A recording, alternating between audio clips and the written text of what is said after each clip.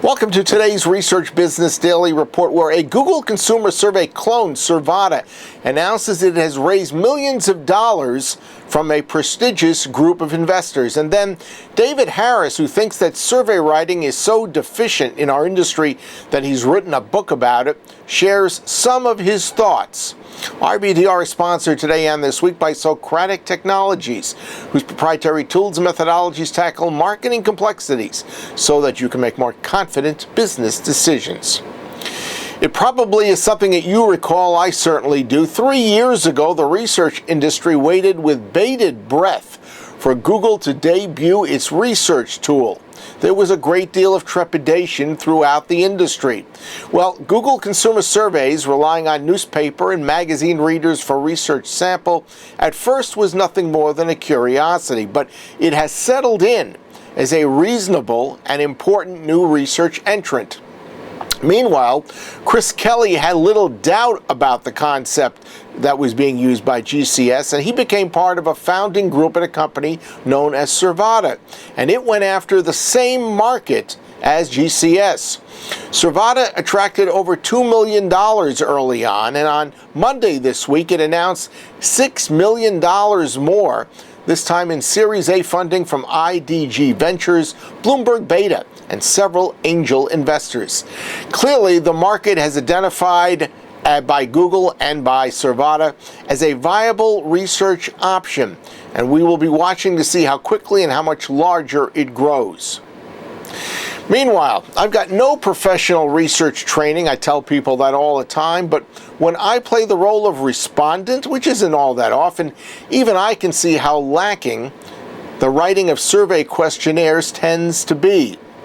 Well, David Harris, unlike myself, is an expert in the field. He's got 25 years of background in pharmaceutical industry market research, and he's quite disturbed about what he sees going on with survey writing. Disturbed enough that he's written the complete guide to writing questionnaires. It is a tome written with applied rather than academic researchers in mind.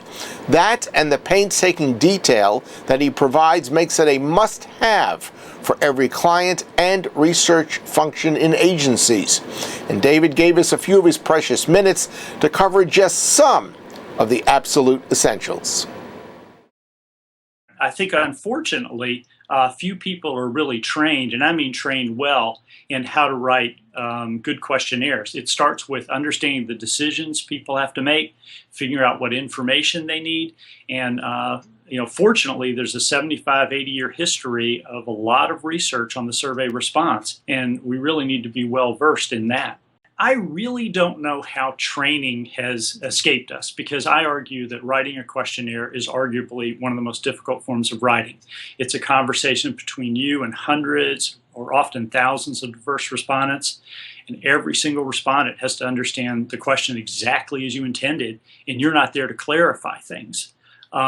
Yet, unfortunately, when you go to the business schools, very few are really teaching people how to write questionnaires. They may spend a day or two on it, but it's a topic that you literally could spend a couple of years on. I've talked with some people, actually one person quite recently who went to one of the major MBA market research programs, who said, "Wow, I've been reading your book. It helps us so much. I'm embarrassed to say I really didn't learn anything about this when I was in my MBA program." Because they really, they spend a day or two on how to write questionnaires.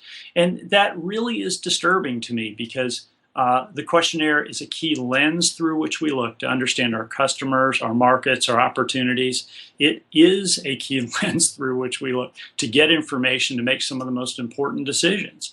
And, all you have to do is take a peek at a lot of the experiments that have been done. There have been thousands that have shown that how you scale things, how you ask questions, has a substantial effect on the responses. It's very easy to get biased responses.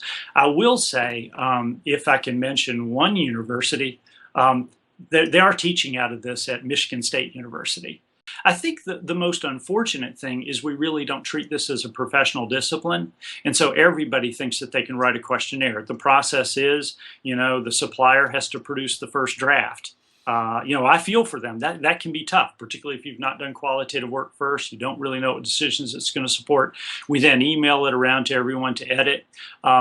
We need to treat this like a professional discipline, much like we do law. We would only ask lawyers who have years of training in law to write our legal documents. That's the only way that would make sense. Yet we ask just about anyone in the office to write and edit the questionnaire. I think when we're trained, so we've studied it and we really know how to do it, then we can change that model. And then the model is you and I and everyone else in market research consults with people on what decisions do you need to make.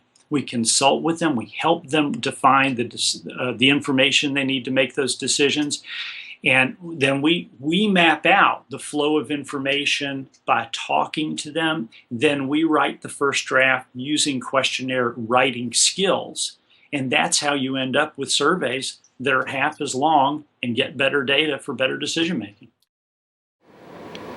We'll hear more from David tomorrow on Thursday's RBDR.